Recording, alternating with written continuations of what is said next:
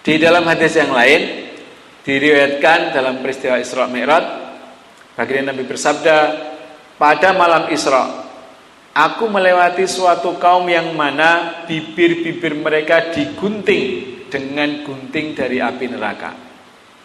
Aku pun bertanya kepada malaikat, siapa mereka? Mereka menjawab, itu adalah para khatib dari penduduk bumi. Mereka menyuruh manusia berbuat baik, tapi mereka lupa dengan diri mereka sendiri. Padahal mereka membaca Alkitab. Apa mereka tidak berpikir? Ini atas Pak Jenal ini khatib. Saya juga khatib, iya, Deni. Khatib itu medeni, betul. Karena dituntut. Bismillahirrahmanirrahim. Assalamualaikum warahmatullahi wabarakatuh. Alhamdulillahi rabbil alamin, alladzi anzala sakinata fi qulubil mu'minin liyazdadu imanan ma'a imanihim. Asyhadu an la ilaha illallah wahdahu la syarika lah, wa ashhadu anna Muhammadan abduhu wa rasuluhu la nabiyya ba'da. Allahumma salli wa sallim wa barik ala sayyidina Muhammad. Qala Allah Ta'ala fi kitabihil karim, a'udzu billahi minasy syaithanir rajim. Bismillahirrahmanirrahim. Atamuruna an-nasa bil birri wa tansawna anfusakum wa antum tatlunal kitab afala taqilun. Sadaqallahul adzim. Para jamaah ingkang dipun muliakan Allah Subhanahu wa taala, saderengipun monggo sareng-sareng kita bika majelis kula panjenengan dalu punika kanthi waosan basmalah ugi shalawat. Bismillahirrahmanirrahim. Allahumma shalli wa sallim wa barik ala sayyidina Muhammad. Lan monggo tansah muji syukur dumateng Allah Subhanahu wa taala dene punapa dalu menika taksih saged bermuwajahah wonten ing menika majelis kanthi kawontenan sehat. Niki nikmat sing luar biasa, sehat. Alhamdulillah, malam hari ini insyaallah kita akan melanjutkan membaca terjemah tafsir surah Al-Baqarah insyaallah. Saderengipun monggo nyuwun dumateng Allah Subhanahu wa taala barokah kagem majelis kula panjenengan, kagem kula keluarga kula lan panjenengan sedaya kemawon kanthi fadilahipun waosan suratul Fatihah. Ala diniyah wa kulli niyatin salihah. Al-Fatihah. A'udzu billahi minasyaitonir rajim. Bismillahirrahmanirrahim. Alhamdulillahi rabbil alamin, arrahmanir rahim, maliki yaumiddin. Iyyaka na'budu wa iyyaka nasta'in. Ihdinas siratal mustaqim, siratal ladzina an'amta 'alaihim ghairil maghdubi 'alaihim waladdallin. Amin.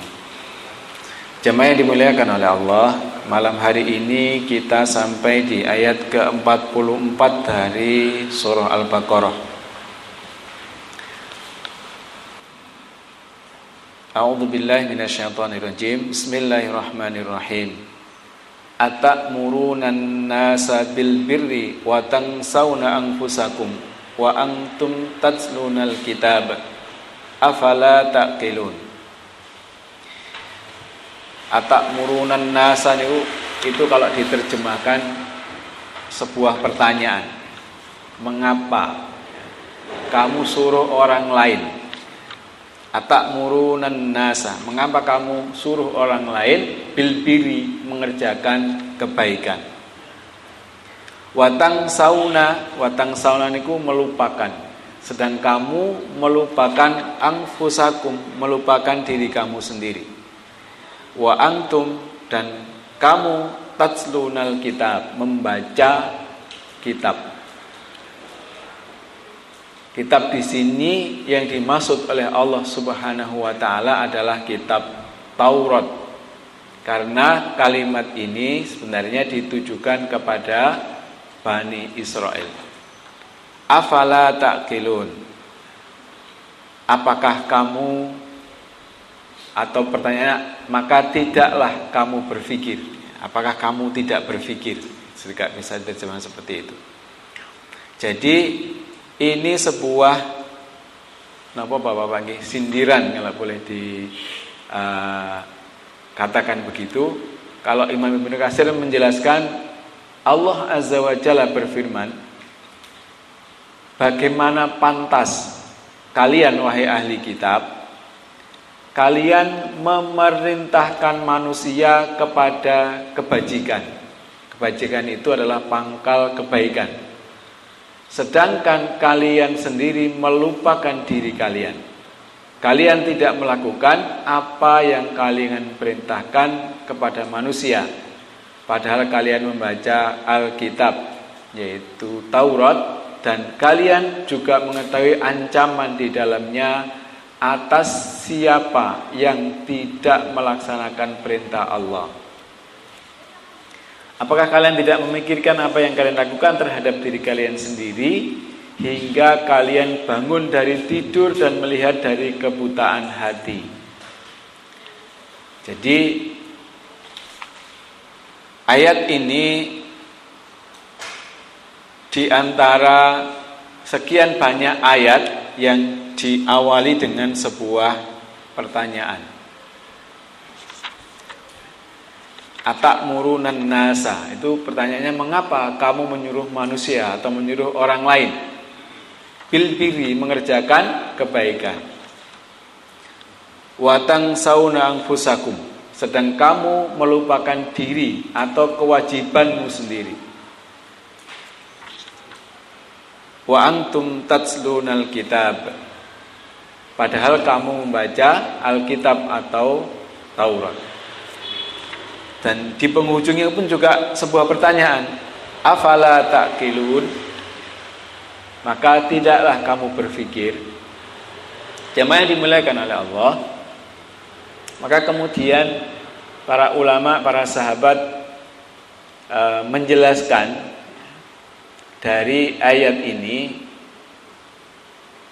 misalnya dari dikatakan oleh Abdur Razak, dari Ma'mar, dari Qatadah, tentang firman Allah Azza wa Jalla, atakmurunan nasa bil birri wa tangsawna anfusakum, mengapa kamu suruh orang lain mengerjakan kebajikan sedang kamu melupakan diri atau kewajibanmu sendiri.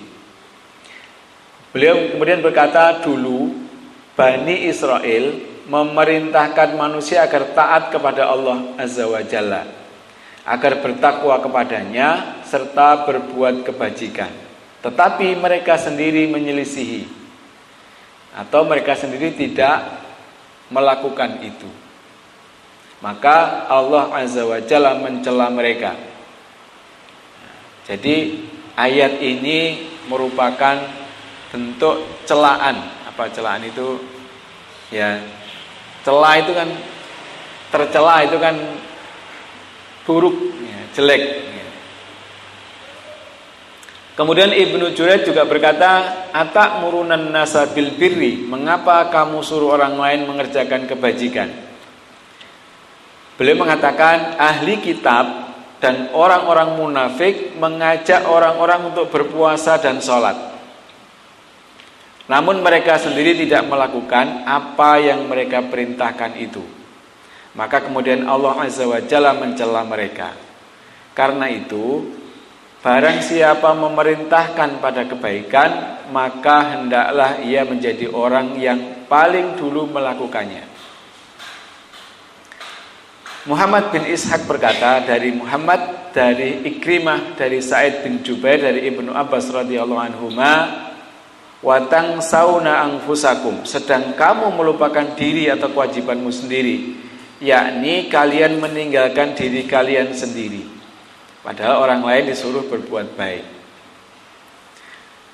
Dan kalimat wa antum taslunal kitab afala ta'qilun, padahal kamu membaca Alkitab atau Taurat, maka tidakkah kamu berpikir?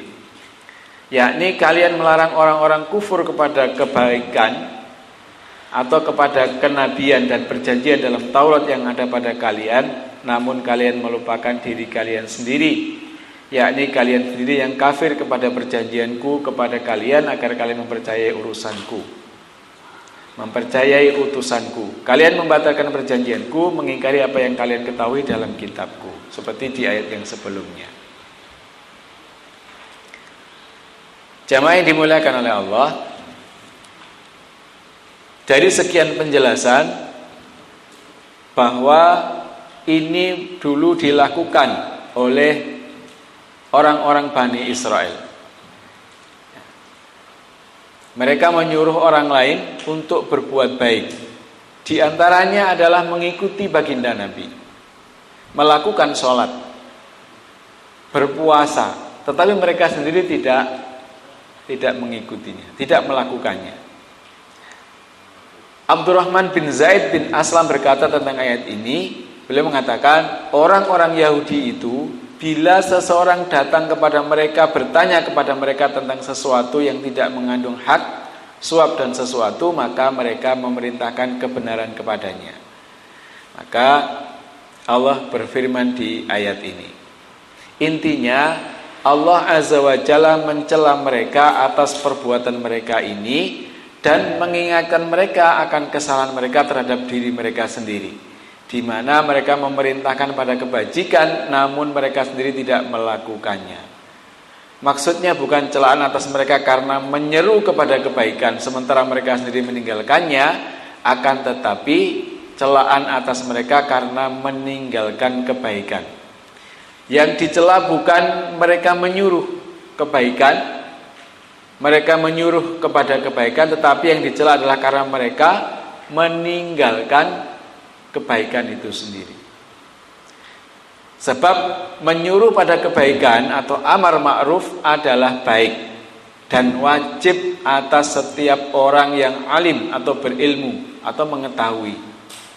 Akan tetapi wajib dan lebih utama lagi bagi seorang alim ialah hendaknya ia melakukan apa yang ia perintahkan dan tidak menyelisihi apa yang ia perintahkan, sebagaimana ucapan Syuaib alaihi salam, Nabi Syuaib maksudnya, di dalam Quran surah Hud ayat 88 Allah berfirman yang penghujungnya adalah dikutip dalam kitab ini, a'udzubillahi minasyaitonirrajim, wa ma uridu an ukhalifakum ila ma anhaakum an in uridu illa al-islaha mastata'tu wa ma taufiqi illa billah alaihi tawakkaltu wa ilaihi unib.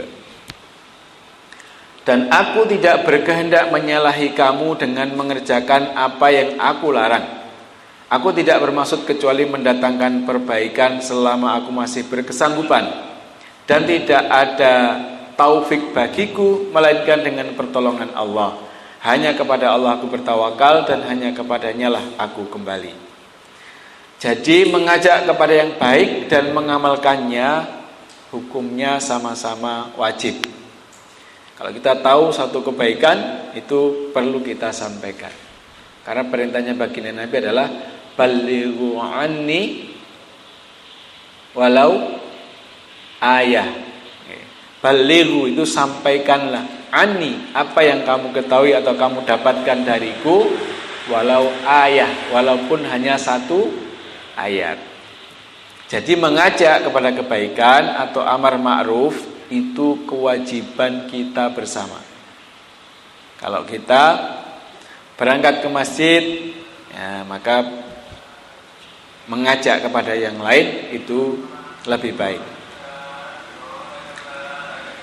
Jadi sama-sama wajib mengajak kebaikan dan mengamalkannya.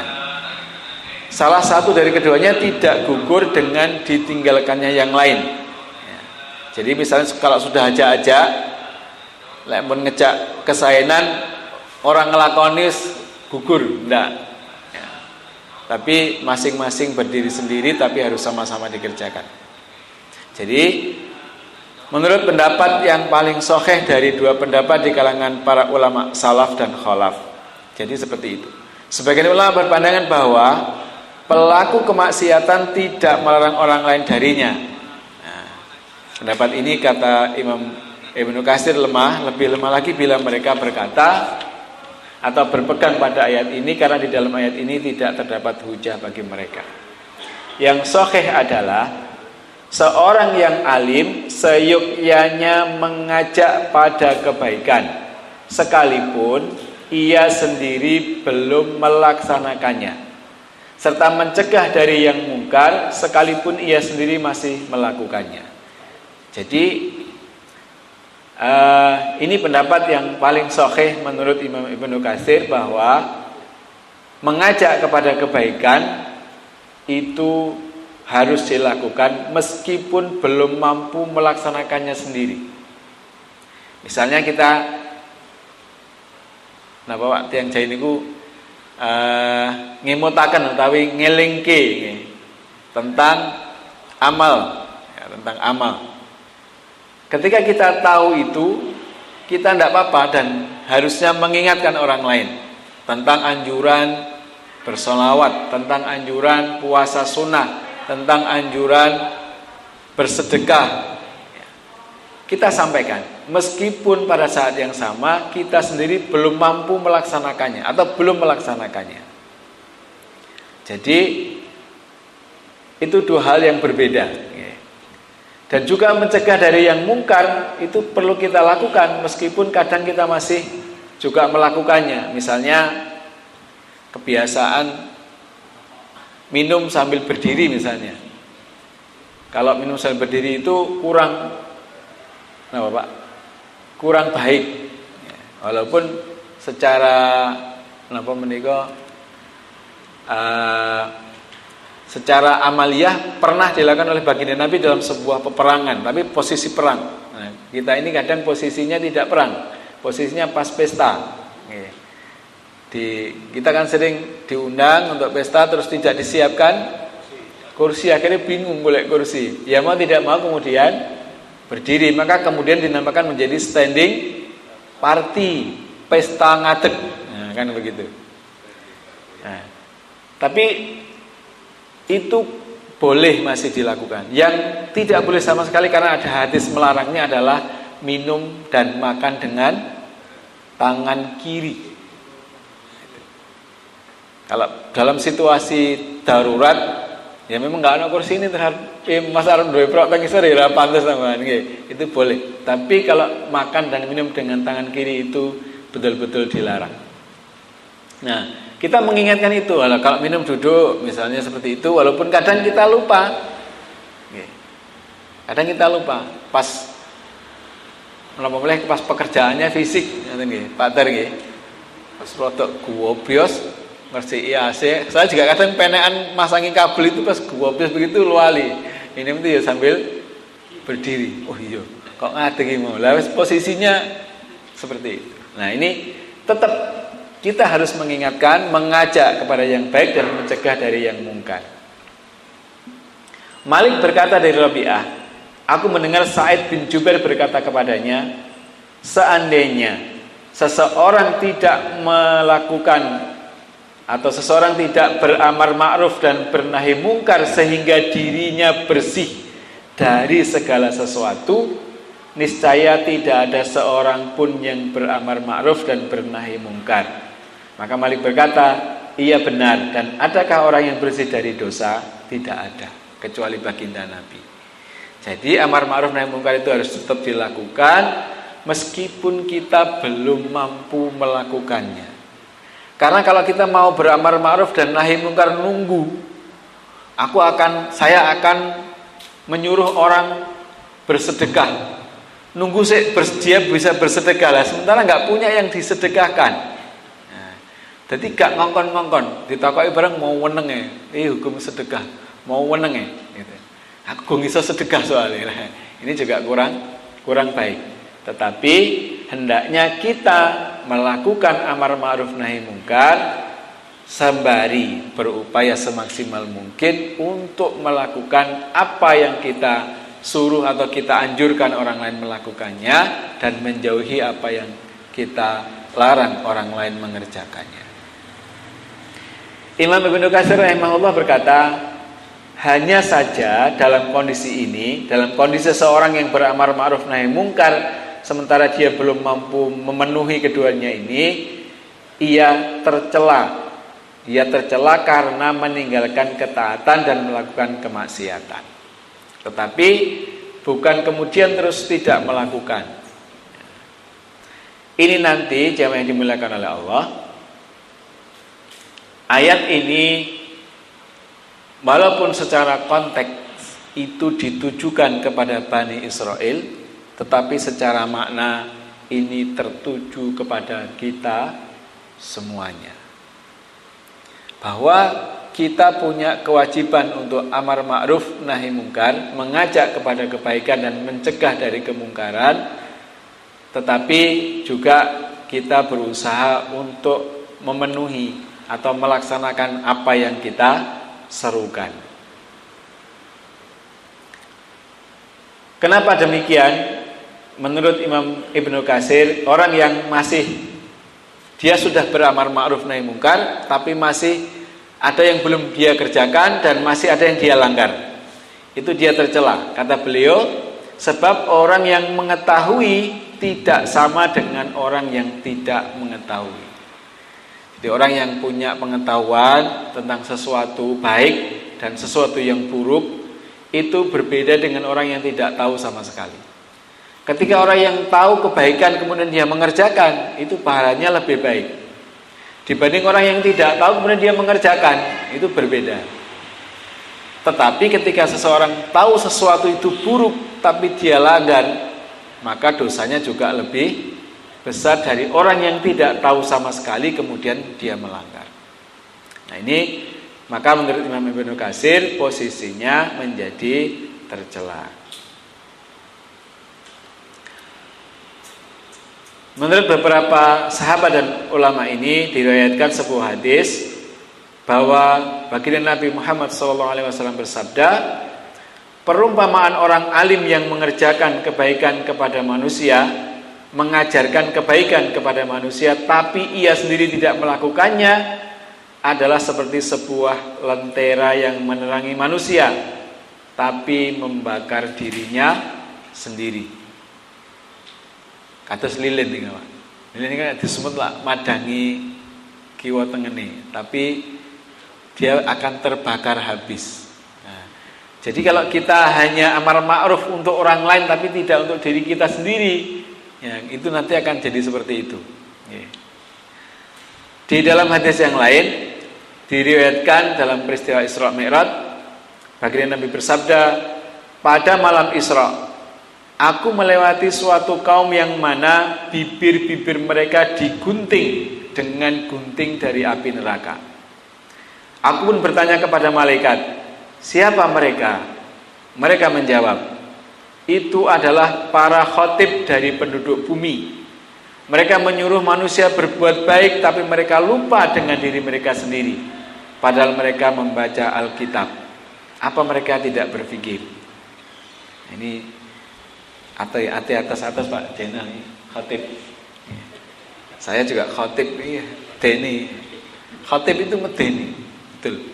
Karena dituntut untuk ya. Hadis yang lain hampir sama dari Ibnu Mardawai. Beliau bersabda, pada malam Isra, baginda Nabi bersabda, pada malam Isra aku melewati sekelompok orang yang bibir dan lisan mereka digunting dengan gunting dari api neraka. Aku pun bertanya, siapakah mereka itu wahai Jibril? Jibril menjawab, mereka itu adalah para khotib umatmu yang menyuruh manusia berbuat kebajikan, tapi mereka lupa dengan diri mereka sendiri. Ini terkait dengan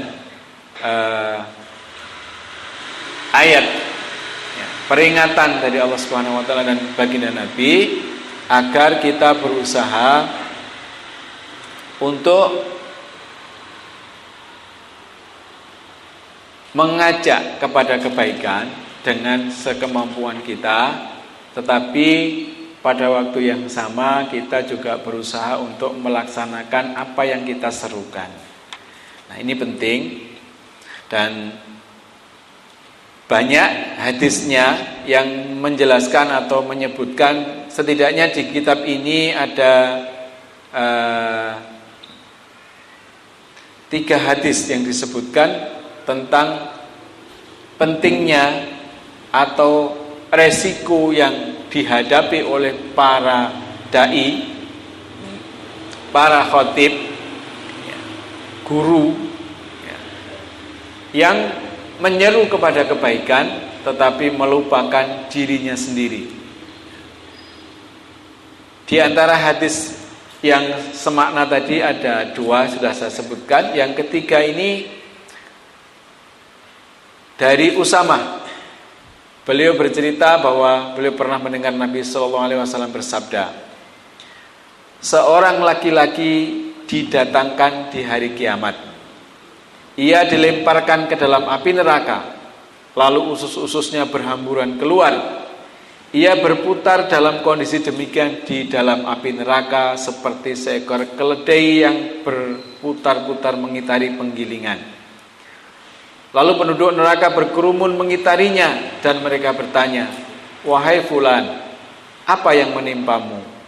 Bukankah dulu kamu menyuruh kami berbuat kebajikan dan melarang kami berbuat kemungkaran? Dia menjawab, dulu memang aku menyuruh kalian berbuat kebaikan, namun aku sendiri tidak melakukannya. Dan aku melarang kalian berbuat kemungkaran, tetapi aku sendiri justru melakukannya. Hadis hal senada ini diriwayatkan, hadis ini riwayat Imam Ahmad. Hadis yang senada diriwayatkan oleh Imam Bukhari dan Muslim dari hadis Sulaiman bin Mihran al-Amash. Jamaah yang dimuliakan oleh Allah, hadis ini tidak kemudian menjadikan kita berhenti. Wis nek ngono aku tak gak aja-aja wis. Wis mah aku dadi khatib. Nggih. Tidak.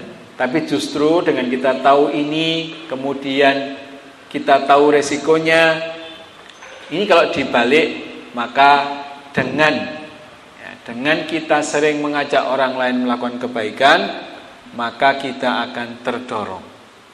Kita akan mendapatkan hujah, kita akan mendapatkan semangat untuk melakukan kebaikan yang kita serukan kepada orang lain. Karena kita tahu bahwa kita sudah menyeru orang lain berbuat baik, makanya kita kemudian terdorong untuk berbuat baik.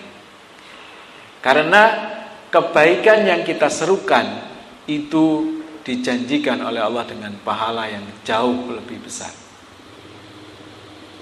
Dalam salah satu ayatnya Allah berfirman, a'udzubillahi minasyaitonirrajim, bismillahirrahmanirrahim, wa man ahsanu qawlan mimman da'a ilallahi wa 'amila shalihan wa qala innani minal muslimin. Kata Allah, dan siapakah yang lebih baik perkataannya? Jadi siapakah yang lebih baik perkataannya maksudnya tidak ada gitu. Maksudnya itu yang terbaik. Siapa? Mimman da'a ilallah, dari orang yang mengajak kepada Allah Subhanahu wa taala. Artosipun ajak-ajak kesainan, amar ma'ruf. Jadi seruan, ajakan amar ma'ruf yang kita lakukan, setiap kalimat yang kita ucapkan dalam rangka mengajak orang lain berbuat baik, mendekatkan diri kepada Allah Subhanahu wa taala, itu dinilai oleh Allah sebagai ucapan atau amal terbaik yang bisa dilakukan oleh seseorang, sebagai kalimat terbaik, kalimat ajakan kepada Allah Subhanahu wa taala. Jadi dengan mengajak atau dengan mencegah orang lain berbuat keburukan, maka insya Allah kita lebih punya kesempatan untuk lebih banyak melakukan kebaikan dan lebih banyak meninggalkan keburukan. Jadi ini penting untuk kita pahami bersama ya, supaya seperti tadi dijelaskan di depan, kalau orang itu baru akan amar ma'ruf nahi mungkar setelah dirinya bersih, setelah dirinya mampu melakukan semua yang dia serukan, maka tidak akan ada seorang pun yang melakukan amar ma'ruf nahi mungkar. Tetapi yang harus diwaspadai, harus diperhatikan adalah apa yang diperingatkan oleh Allah Subhanahu wa taala ini. Atamuruna nasa bil birri wa tansawna anfusakum. Bagaimana kamu menyuruh orang lain berbuat baik sedangkan kamu melupakan diri kamu sendiri. Ini yang tidak boleh. Sehingga jamaah yang dimuliakan oleh Allah, teguran atau celaan Allah Subhanahu wa taala kepada Bani Israel ini juga perlu kita perhatikan karena ini bisa terjadi dan menimpa kita semuanya. Sehingga dengan demikian kita menjadi lebih berhati-hati. Di dalam Quran surah As-Saff ayat 2 dan 3 Allah berfirman, A'udzubillahi minasyaitonirrajim. Bismillahirrahmanirrahim. Ya ayyuhalladzina amanu lima taquluna ma la taf'alun. Wahai orang-orang yang beriman, kenapakah kamu mengatakan sesuatu yang tidak kamu kerjakan? Kabura maqtan 'indallahi an taqulu ma la taf'alun. Amat besar kebencian di sisi Allah bahwa kamu mengatakan apa-apa yang tidak kamu kerjakan. Ini peringatan dari Allah Subhanahu wa taala kepada kita, ya, terutama ini kepada para dai, ya, para khatib, ya, yang boleh jadi, makanya jadi khatib, jadi dai, jadi ini tidak boleh menjadi sebuah kebanggaan sehingga kemudian melupakan amalnya. Gitu. Karena ancamannya di neraka menjadi jadi tontonan. Jadi tontonan. Karena sampai siksaannya sedemikian dahsyatnya sehingga kemudian orang-orang di sekitarnya digambarkan oleh baginda Nabi mendatanginya terus tangklet. Lah kowe kok neng kene kok kaya ngene? Lah biyen awakmu kan ngajari salat, ngajari poso, ngajari zakat. Ternyata jawabannya biyen awakmu tak ajari tapi aku orang lakoni. Itu berat sekali. Sehingga mudah-mudahan dengan pertemuan, dengan bersama-sama ini akan menjadi sebuah semangat, sebuah peringatan, kesadaran bersama untuk kita beramal bersama, saling. Karena perintahnya Allah di dalam surah Al-Asr itu, semua manusia itu akan merugi. Isai jam itu 6 menit. Semua manusia itu akan merugi kecuali ilal ladina amanu apa Pak? Wa amilus salihati wa tawasaw bil haqqi wa tawasaw bis sabr. Tawasaw bil haqq, tawasaw bis sabr. Mengajak kepada kebenaran dan mengajak kepada kesabaran, namanya saling mengajak itu berarti kan kudu bareng-bareng. Nah, inilah pentingnya kita bermajelis. Jamaah yang dimuliakan oleh Allah, supaya kita bisa saling menguatkan, bisa saling mengingatkan. Dan juga Allah perintahkan kepada kita, wal takum minkum ummatun yad'una ilal khair wa ya'muruna bil ma'ruf wa yanhauna 'anil munkar wa ulaika humul muflihun. Dan hendaklah ada segolongan di antara kalian orang-orang yang mengajak kepada kebaikan dan mencegah dari kemungkaran, dan mereka itulah orang-orang yang beruntung. Beruntung itu di sisi Allah adalah keselamatan dari azab api neraka dan mendapatkan surganya Allah Subhanahu wa taala. Karena itu, walaupun kita tahu resiko, dalam bahasa kita tuh resiko gimana? Resikonya jadi khatib, resikonya jadi penceramah, resikonya jadi guru. Seperti tadi, kalau kita tidak sesuai dengan apa yang kita sampaikan, tetapi itu tidak boleh kemudian menjadikan kita terus candle, gak wani aku. Tapi yang harus kita lakukan adalah bagaimana kita meningkatkan pemahaman kita, meningkatkan amal yang bisa kita kerjakan, dan menjauhi apa yang dilarang oleh Allah yang bisa kita tinggalkan. Dengan bersama-sama seperti ini, insya Allah akan jauh lebih kuat. Karena misalnya saya menyampaikan kepada panjenengan tentang tidak boleh mencuri, maka ketika ada jenengan, setidaknya saya nggak akan mungkin mencuri, kan izin kan. Wingi raleh nyolong kok tiba saiki nyolong, nah, kan gitu. Jadi itu manfaat yang bisa kita kuatkan dengan kebersamaan kita. Tentunya jamaah yang dimuliakan oleh Allah, kita juga memohon kepada Allah Subhanahu wa taala agar memberikan hidayah kepada kita ya, dengan doa-doa agar dikaruniakan kepada jiwa kita ya. Allahumma ati nafsi taqwaha wa zakkiha anta khairum man zakkaha anta waliyyu wa maulaha. Ya Allah, anugerahkanlah kepada jiwaku itu ketakwaannya. Wa zakkiha, dan bersihkanlah jiwaku itu,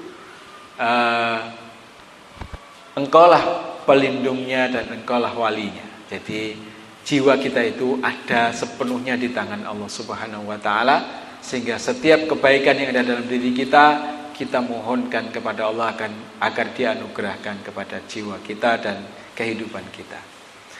Itu barangkali malam hari ini satu ayat dari ayat ke-44 dari surah Al-Baqarah. Mudah-mudahan menjadi peringatan, terutama untuk diri saya sendiri dan kepada para jamaah sekalian, bahwa kita harus berusaha untuk melakukan kebaikan dan menyerukannya kepada orang lain, serta meninggalkan keburukan, serta mencegah orang lain untuk melakukannya. Dan itu balasannya di sisi Allah adalah surganya insya Allah.